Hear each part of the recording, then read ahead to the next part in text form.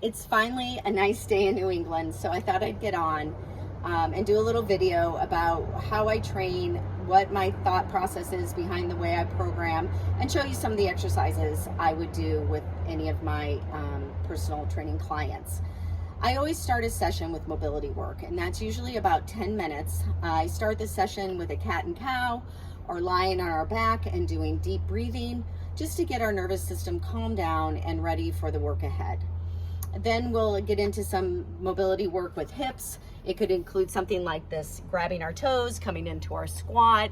We'd be wedging those elbows, those knees out, keeping our hands on our feet and extending the legs, trying to get into the hamstrings.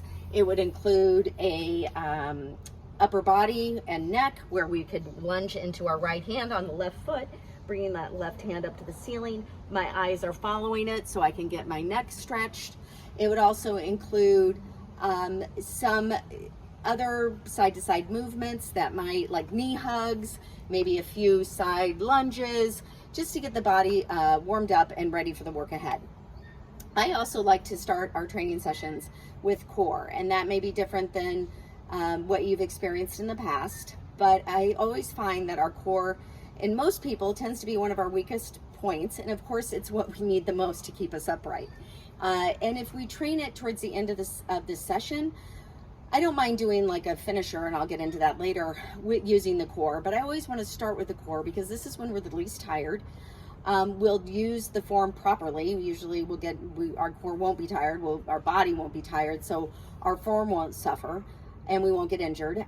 It also ignites and puts the mind-body connection that we are going to be using our core then throughout the rest of the training program. So a core exercise would be to work first the transverse and rectus abdominis. So that would be something like, plank reaches. So we'd be on our forearm plank down here, and we'd be reaching arms, right? Reaching. Or it could be a up and down plank. We can do those on our knees as well. So those would be a few exercises. There are many. And then I'd want to train the obliques, the side body. So that would include, with or without a weight, hinging back, tapping the weight down, side to side. You could do it without a weight, coming back and just moving side to side. We can make it more challenging by bringing the feet up off the ground, extending the legs, so many variations, but again, working the side body. We would do 3 rounds of those. I'd first do the plank reach, then go to the plank reach, then the Russian twist, and we go back and forth between those for 3 rounds. Then the other thing I like to train, and this especially happens as we age, is plyometrics. We think we can jump like we used to when we were 18.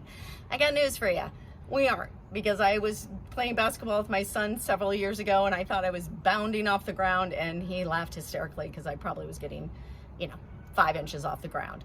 So those plyometrics could be plyo push-ups, they could be squat jumps, coming down, really powering up, landing softly. There's so many. They could be side to side, using movements that we use throughout the day, but igniting and getting those fast twitch muscles going. We just don't do it. We don't play like we did when we were kids, right? So it's important to get those muscles engaged. It's important to keep our body being able to react quickly.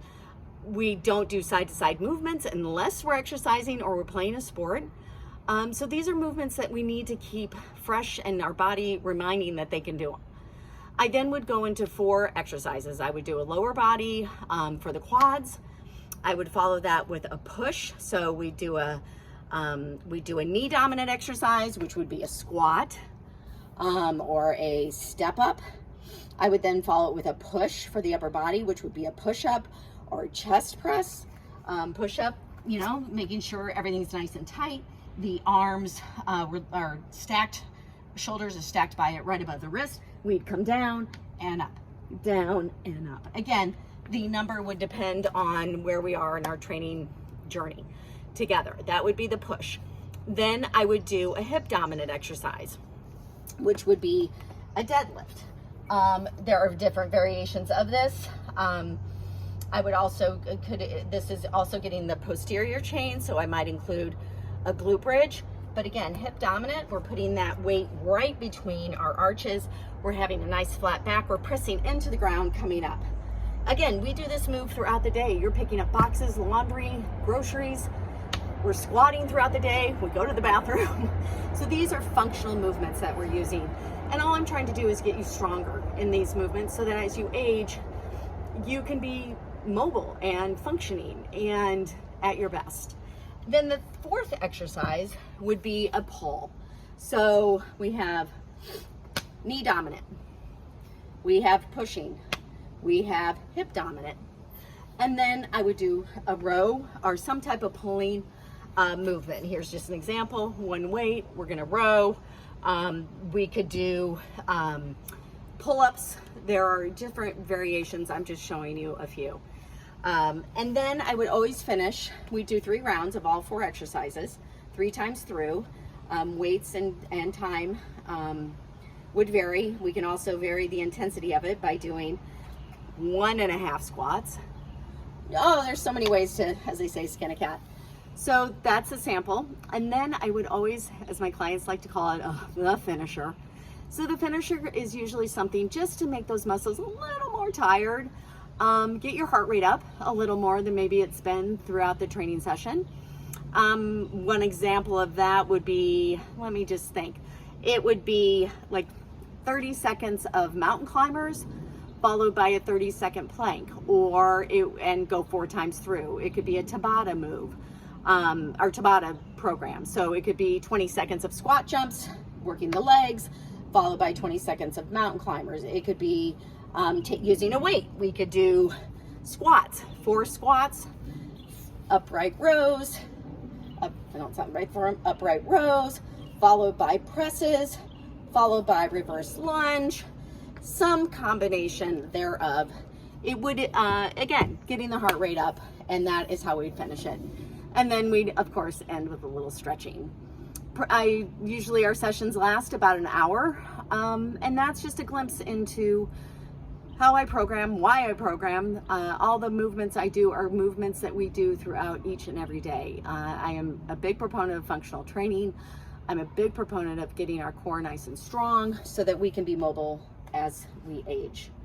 If you have any questions, I'd love to hear it, and thanks for stopping by. Have a great day.